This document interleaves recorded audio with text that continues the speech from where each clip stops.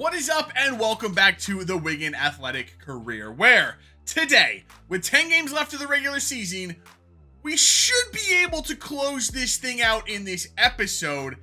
Given how we've performed since we've taken over here at Wigan, I fully expect us to finish in an automatic promotion spot. In fact, with 30 points left to play for, even though we're 5 points back of Barnsley, I almost expect us to win the title. That's how good and how convincing we have been in this league with this team. The only thing that could derail us, and it has been a little bit of a worry, it's been on the back of my mind, we have no depth. So if we pick up any injuries, that could screw us over. But barring that situation, we should be okay.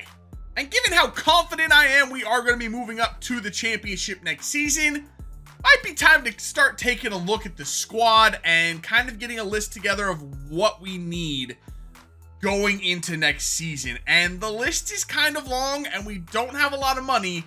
It's going to be a little bit tricky. So starting out with up top, I said last episode, Humphreys has been phenomenal. I wouldn't be opposed to at least giving him the first shot at being our striker next year. Obviously, I don't think he is the striker for us long term, but I think he could be good enough to get us going in the championship while we look for that long-term replacement. So a striker is definitely on the list for things we need going into the offseason. And for the rest of the front four, we've got Asgard, Baker, and Lang. I love all three of them. I have no issues with them being our starters to start off with in the championship, but we have zero depth behind them. Not a single center attacking mid in the rest of the team, so we need to address that going into the offseason. At least one, probably two center attacking mids. Probably looking for younger players with a little bit of potential to them to let them grow. Again, I think those three could do a job for us in the championship, though. At CDM, we have Watt and Roberts. Roberts has excellent potential. He's going to continue to play there and continue to grow. Watt doesn't have a ton of potential, but he's young and he still is pretty good, and he's been good since he's come into the team. But we probably, if we have the money, this is kind of on the back burner. If we have the money, we'll take a look and see if we can find a CDM as a long-term replacement for this spot. Kind of maybe more of a playmaker next to the more defensive-minded Roberts. But I'm good with Watt going into next season. The back four, while solid, is going to get a massive shakeup going into next year because I almost can guarantee we're going to lose Aratz Cruz. He is too good to be playing even in the championship. Even if we move up, he's going to get sold. And get sold for a lot of money, which is going to help us. However, if you remember, one of the reasons I took over at Wigan is because they are in financial trouble. So no matter what we do with Cruz, I mean, no matter how much money we get in for him, I'm probably only going to take about half of that and put it into our transfer budget. I'm not going to take the full thing. We shouldn't have had Cruz anyway. It was a signing by mistake. So I'm going to rectify that by not taking the full transfer fee we get in return. So we're going to lose Cruz. I'm not 100% convinced with Kerr. I do think Bokele is going to move over and play center back next season, which means we're going to need a starting right back next year. And probably somebody to play next to Bokele at center back. We do have Patrick Campbell down here, who is a good youngster with decent potential. Is he ready for the championship, though? I don't know. I have preferred Kerr so far in League One. Doesn't bode well for Campbell, I would say. Sessegnon, though, at least we're solid there. I'm not looking for a left back. And then we have Sam Tickle in between the sticks. He's got a little bit of potential to him. Not the highest rated. Matter of fact, he's by far the lowest rated in our starting 11. But given how well he's played, I think we should at least give him a chance. He does have, I think, 70+ potential. I think he could be a solid championship goalkeeper if we give him the time to grow. So I think we'll stick with him, but that position, at least in the future, is definitely going to be one we have to address at some point. So to recap, we need a striker, probably two center attacking mids, possibly a CDM, probably a center back, a starting right back, and then just, I guess, general depth and try to find players at good value to plug in where we can. It's a lot. It's a long list, and I don't know how much money we're going to have. So it's going to be a tricky transfer window for us. Bit of a random transfer offer we just got in, given that we're in March. But we do have one for Chris Honestly, I don't know how to say that name. How in the world can I buy a vowel? How do you, what even, never mind. Doesn't matter. It's 870K offer. His value is between 460 and 840, so it's above his value. I'm pretty okay with that. I think I'm just going to straight up accept this one. Nope, I lied. I negotiated, pushed it to 900K. That's even better. We'll take an extra 30K. We're still in a position where we kind of need all the money we can get here.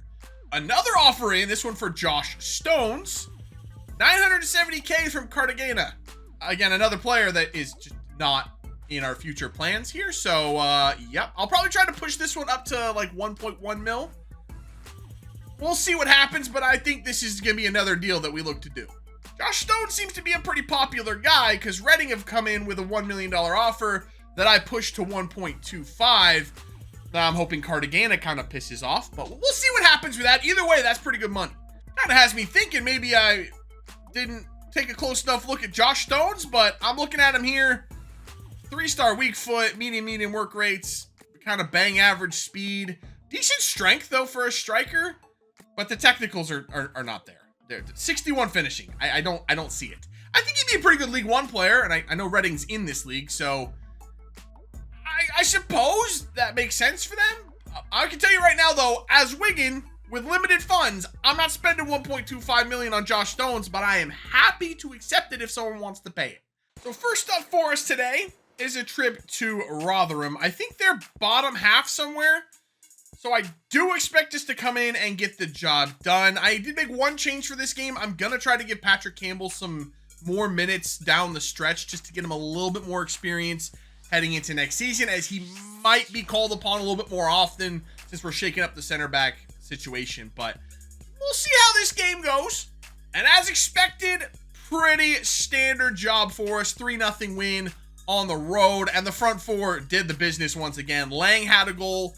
8.0 for him. Baker played a 7.7. We subbed off Asgard, but he played an 8.6. Humphreys played an 8.9. Man of the match. 2 more goals for him. I'm telling you, man, this team is such a stark contrast to Vegas. I can't get over how ridiculous it is, how much easier it is to score with this team than it was with Vegas. And Vegas has astronomically higher rated players than what we have at Wigan. But it's so much easier here. Speaking of Vegas, we're now in late March, so MLS is just getting their season underway. Let's check in with our old team and see where they are. First off, I don't know why it's not separated into Eastern and Western conferences in here. Maybe there was a league restructure since we left. I kind of doubt it, but everyone's listed under one tab. So if we just scroll all the way to the bottom, there's Vegas. Haven't won a game in 4 matches. They have scored 4 goals, conceded 8. So it wasn't me. It was not me that was just, I couldn't defend and we couldn't score. It's a Vegas problem. I don't know how they're going to fix it, but it ain't my problem anymore.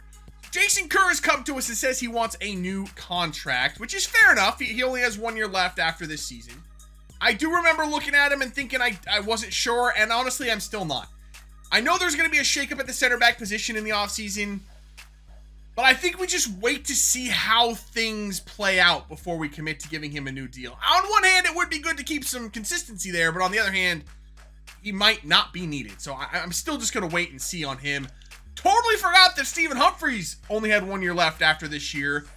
I was kind of on a wait and see with him to see how he played at striker.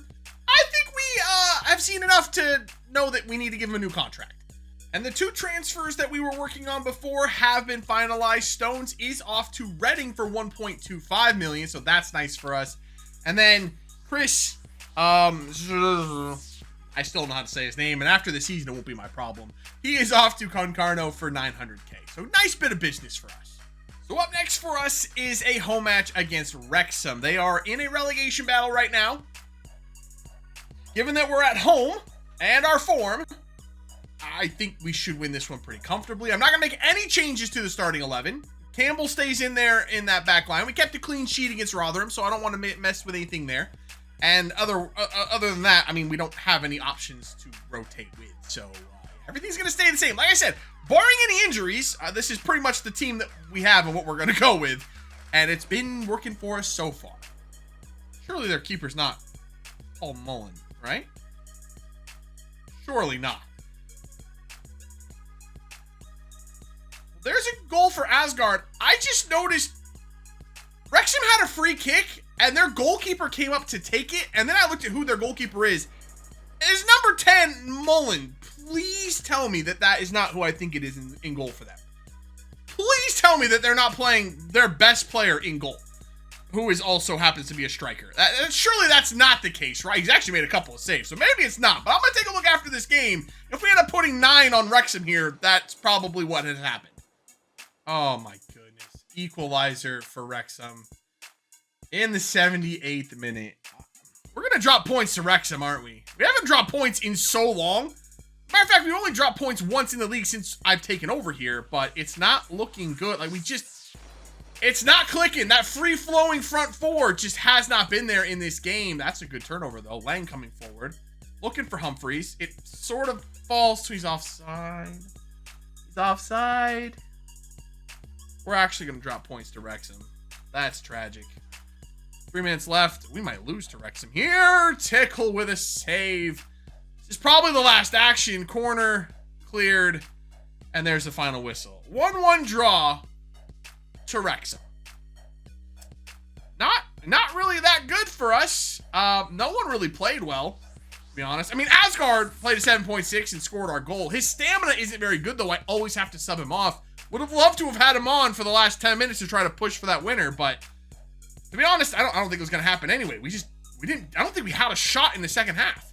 Remember how I said dropping points could see us plummet down the table? 1 draw, and we've dropped back to 4th. By the way, Portsmouth up to 1st now. Not sure what the heck happened there. Blackpool leapfrogs us. The good news is, we still play Portsmouth and Blackpool at the end of the season, so we're still all right. But there are still a lot of teams right below us. I mean, Cheltenham in 7th are only 3 points behind us. We cannot afford to drop points at any point. We need all the points. And just to confirm, yes, that was Paul Mullen in goal for Wrexham. Their best player and star striker was playing goalkeeper, and we managed to score 1 goal. 1 goal! Water bottles have been thrown in the locker room after that one. They don't even have a goalkeeper on their roster. Not one. And they decided, all right, Paul Mullen go in goal. And we scored 1 at home against Wrexham. I'm not stopping a water ball. Somebody's getting slapped for that. Move on to play Charlton. This is one of the toughest games remaining that we have on the road. I'm, again, not going to make changes. I'm not sure if I even have to say I'm not making changes because... Oh, my goodness. They almost scored right from the rip. That would have been a terrible start. 5 minutes left. Please stop this counterattack. Please stop this counterattack. Oh, my goodness. That was terrifying. Humphreys won the ball. There you go, Humphreys. Just beautiful ball from Humphreys. That's what we're talking about. Dominic Sutton. Oh, we needed that. That was a huge, huge performance from this team. Final whistle goes 2-0 to Wigan Athletic. Oh, that one had me shaking. Okay. Big result for us. Sutton scores a goal. Lang scored a goal. Solid defensively. Honestly, with Campbell and Cruz in there together, they have not conceded a goal yet in the 3 games that they have started. The 1 goal we conceded to Wrexham, it was after I brought on Kerr for Campbell. So the Campbell-Cruz combination, we might have something there for the rest of the season. Campbell actually looks pretty solid. Might be an option more so than I thought for next season. So, thumbs up all around for that one. Is it just me, or do these conversations just not make any sense? He came to me when I first got here, and that one did make sense. We were kind of in 14th, and not looking too promising. But now we're up near the top. We're trying to win the league title, at least get automatic promotion. And he's saying that the team doesn't seem motivated to win anything. Like, it doesn't make any sense at all. So up next for us is a home match against Fleetwood. What rotations we can do, we have done. We have brought in Kerr and Matthew Smith. This is going to be the only midweek game we have remaining for the rest of the season. So this is the only game we're going to have to play on short rest, which means it's the only time we're going to be tested fitness-wise. That's good news for us, I think. And you know what? Despite us not looking too convincing in the first half, it took us 53 minutes to find a goal. We did did kind of dominate that one. Fleetwood actually didn't even have a shot in the first half, and we ended up with 11 shots and 2 goals. I'll take it. We kind of ran the team into the ground a little bit. Sessignon might not be available for the Port Vale match, but overall, a 2-0 win. We got the job done. I take that. That's perfectly acceptable. I'd be lying if I said I wasn't scared for this one because we have heavily rotated. We had to. In fact, Humphreys isn't even starting this one. He's on the bench. He might be called upon. We do need to win this game. The top 4 teams in the league are now separated by a single point, and we're right there in the mix. So we got to come up with something here against Port Vale. I think they're next to last in the league. We need to win this game, even with the rotations that we've had to do. Lang has been heroic. Asgard in there. Oh, Baker! Baker had the shot. He shot it right at the keeper, and that's the final whistle. Oh, we had 2 golden chances in that game. Humphrey shot it right at the keeper with a full other side of the goal open, and then Baker at the end, and we finished with a 2-2 draw. Given what we started with on the field, I can't complain too much about that, but Port Vale's just such not a good team, and we just didn't do enough. That's tragic. You saw Lang and Asgard tried to carry us. They played an 8.4 and a 7.7. Lang scored both of our goals. Yeah, we just didn't have enough offensively to overcome. I don't even know how they scored 2 goals, to be honest. We had almost our full starting defense out there, and we still gave up 2 to Port Vale. That's unacceptable. All right, good news. We're back to full fitness. The first team is back together out there. We're good to go for the rest of the season. Bad news, we have Reading, and they're in 8th, I think. Like 7 points behind us. They're quite good. More good news. That draw against Port Vale actually didn't hurt us. Everybody dropped points at the top of the table, so we're still good there. We just need to get back to our winning ways. It feels like we're kind of limping across the line. I really hope we can turn around and get some good form going again for the home stretch. Well, that wasn't what I was hoping for. We started off so well. Reading were not in the game at all in the first half. We did take a 1-goal lead into the half, but just couldn't get it going in the second half. For whatever reason, just wasn't not there. And I don't know how to say that dude's name from Reading. I know he's one of the top goal scorers in the league. He found one in the second half, and we dropped points at home again. We've dropped quite a few points this month. A lot of points at home as well. It's not what we needed.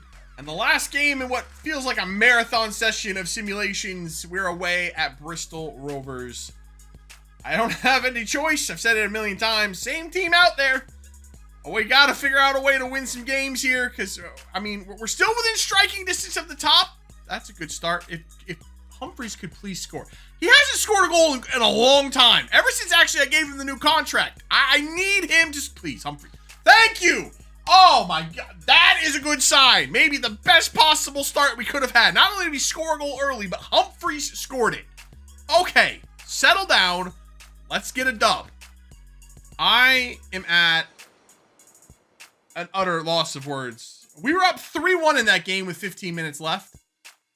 We gave the ball away. It was one of the most idiotic giveaways in our own half that I've ever seen that led to an easy goal. And then get conceded again in the 87th minute, and we've drawn that game. A game we fully should have won. We were in full control of it. 3-1 up. 15 minutes left to play. Absolutely crapped the bed.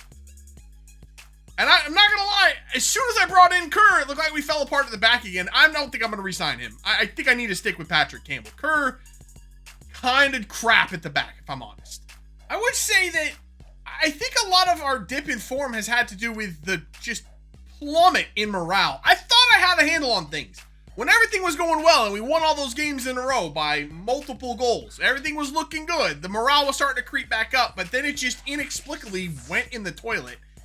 And so has our form. Matthew Smith has asked for a move away, and I told him straight up he wasn't good enough anyway, so he'll be gone in the summer. Yeah, everyone's pissed. Everybody is mad, except for the front four. The front four is good, which is fine because they're the only players in the team at this point that I think it's worth keeping around. Everybody else is fired. I'm pissed. They've let themselves down. And despite our recent rocky form, having drawn 3 games in a row, we actually still control our own destiny as far as an automatic promotion spot goes. We're 3 points off the top with 3 games to play. We have Portsmouth at home, Then we play bottom of the league Mansfield, and then we finish our season away at Blackpool. The title is still in the cards as well, but Barnsley would have to slip up for us to capture that one. I'm okay with its second place finish at this point. With the morale at this team where it's at, and the form that we're now in, I think it would be a success to finish in second place, and hopefully we just get a reset of the morale after the season. If we somehow find ourselves in a playoff spot at the end of this thing, I'm going to be pretty disappointed. So with morale at the lowest it's been since I've been here, we are set to take on Portsmouth at home. And as long as our front four stay happy and keep scoring, I think we can still get this done. Hello? Oh my goodness. Tickle. Big save. Big save, Sam Tickle. Corner here for Portsmouth. That went through Sam Tickle's legs, didn't it? We couldn't clear the ball. I'm not sure how we weren't able to clear the ball, but we didn't clear it, and they got a shot. I can't believe they just scored that. Nice there. Beautiful. Aiden Baker. Aiden Baker answers. He has been non-existent this past month, but he finally gets us going. We found an instant equalizer. We needed that so bad. So bad. Oh, no. Oh, Patrick Campbell run him down. Beautiful defensive play by Patrick Campbell. Oh, my goodness. He's repaid my faith by stopping that play. And we have a counterattack. Asgard. Humphreys is onside because their center back just decided to take a walk. Humphreys! God, he's been so bad since I gave him the new contract. Start of the second half now. It's still 1-1. I'll be honest, I don't know what's going on with Humphreys. I need him to pull his head out of his ass and start scoring goals again, because he looks absolutely lost out there. We have a counterattack. Callum Lang. That was a great ball! Oh my God. Oh, I don't know what to do. I'm so lost right now. We've lost full composure. Everything is out the window. Nobody seems to know what they're doing out there. Oh no. No. They just one shot and they score. You've got to be kidding me, man. They've had 2 shots and have scored 2 goals. This freaking team is all of a sudden just cursed. Nice touch by Asgard. Humphreys decided he's not going to play. That's fine. It's going to be Asgard. Asgard puts it home. He had to weave through the whole team. Humphreys is dead in the water. He's literally dead weight on the field right now. He's not doing anything. I can't trust him. He's not moving. He's not scoring. Screw Humphreys. Fine. Asgard, I trust. Lang, I still sort of trust. I'll just stick with those 2. Nice. Keep it moving over here. Nice. Asgard. Tough angle. Asgard. What a save by the keeper there. Go. We have to go now. Asgard across to Baker. Aiden Baker at the death. It's Aiden Baker. 3-2 to Wigan. Oh, we forced a turnover. I thought it was over. I thought it was done and dusted. Look at the team celebrate. How's the morale now, Wigan? I think we're going to beat Portsmouth. There's like 20 seconds left. I think we have this one. And the final whistle goes straight from kickoff. That's the most stressful game I've played in so long. We shouldn't even be in this position. The fact that we're even here and had to win that game is actually a little bit embarrassing, to be honest. It still all goes back to that stupid Wrexham game where they had Paul Mullen in goal, we couldn't score. No, we're just going to put that out of our minds. It's over, it's done with, we're moving forward. 2 games left in the season. That should move us up. And with that result, we have finally, for the first time this season, cracked the top 2. We sit in second place. Barnsley was able to win their last game. They beat Reading 2-1. Portsmouth obviously lost to us, and Blackpool lost to Cheltenham. So that is where things stand. We now have a game at home against bottom of the league Mansfield. The last simulation of the season. I swear if we drop points to Mansfield, I'm going to lose my mind. And thankfully, we can all breathe. We handled our business at home against Mansfield Town 4-1. Asgard with the first half hat trick. I'll be lying if I said I wasn't a little worried, especially when they got that equalizer shortly after we scored the first. But Asgard, as he's been doing for the last month and a half, just put us in the backpack and carried us home. Final match of the season now. We are away at Blackpool. We currently sit in second place, 2 points ahead of Blackpool. If we lose this game, we will be in the playoffs, and there will be another episode. If we draw or win, we secure automatic promotion. Ahead of us, Barnsley are still 3 points clear. And they're away to Ipswich for their final game. You'd think, oh, that's good for us. Ipswich have been good all year. No. Ipswich have been terrible the last 2 months. They cannot even buy a win. They lost to Wrexham in their last game. I don't think that's going to happen. We are just focused on getting that automatic promotion. A draw is all we need. A little bit lucky. Take that. Definitely take that. Callum Lang. Oh, that's such a bad touch by Callum Lang. Oh, the touch got away from him. I'm not sure how he found that much space, but that was a golden chance. Counterattack. Asgard on it. You think you're passing this to Humphries? You're out of your freaking mind. As he's not taking that. He will give it to Callum Lang, though. Lang on it. Lang holds it. Now in there for Humphries. Humphries scored! That shot looked so unconvincing, I thought it was going wide. But he does find the back of the net. And we do find ourselves in control here against Blackpool. Another counterattack for us. Oh, Lang, that's a really nice play. Gets it up to Humphries in there. Asgard. What a shot by Asgard. Near post on the swivel. Absolutely roofs it. And just like that, 2 goals in quick succession. 2-0 to Wigan. Everything is starting to look okay. It's been a very rocky episode, very stressful with how the team has performed, but in Asgard we trust. Oh, not good, not good, not good. Oh, that's Cruz. All we wanted to do is just not screw something up before halftime. And there's the whistle for halftime. Oh, we almost blew that so bad. That would just be like us today to do that as well, but Arats Cruz. Oh, I don't know what we're going to do without him next year. That's going to be a tough one. Beat the high press with just a simple ball like that. Looks so nice. Aiden Baker. Oh, he's got the space. Aiden Baker, he's got the space. He's got the wheels. Aiden Baker, put it away. Aiden Baker. 3-0 to Wigan. Everybody breathe. We're going to the championship. Asgard. Finds it to Humphries. Humphries. Set it up. Humphries. Oh, we're pumping them now. Blackpool are falling apart. They know it's over. Humphries has scored. Asgard with an assist. It's all over, baby. It's all over. There's the final whistle. 4-0 is the final score. We absolutely dominated that second half. We must have racked up at least 12 corners, maybe 15. It was a lot. We had a lot of shots.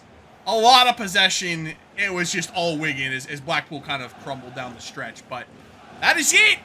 That is promotion secured, but is that the title? If it is, we'd get a trophy celebration, right? I guess we're going to find out. So actually, Barnsley plays a few days later for their final game, and Ipswich actually has pulled themselves together and are now sitting in the last playoff spot. So they will be playing for their promotion lives when they take on Barnsley. At least they're motivated. They've got something to play for, but the title is still not yet decided. You know what? With the streak of draws that we had at one point this episode, I don't really feel like we earned the title anyway. But Barnsley is able to beat Ipswich on the last day, and they do secure the title for themselves. I'm actually glad that it's by 3 points and not 2 points, because if they had beat us by 2 points, that means that draw against Wrexham would have cost us the title with Paul Mullen in goal. I'm never gonna get over that. That's gonna haunt me for the rest of my days. And all it took was us earning automatic promotion for everybody to get over team performance as being an issue for their morale. Look, nobody's mad about the team performance anymore.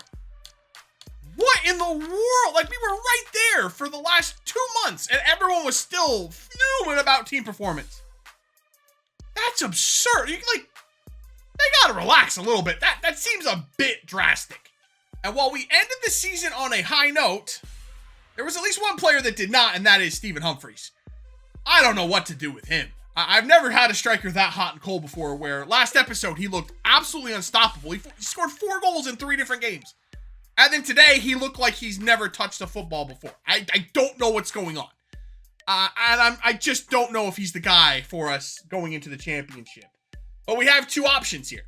We can stick with the idea of going for a young player that we can develop. I don't think we're going to earn promotion from the championship in our first season anyway. The championship, I think, is the hardest division to earn promotion out of. So we have at least 2, maybe 3 seasons in the championship where we can develop some players.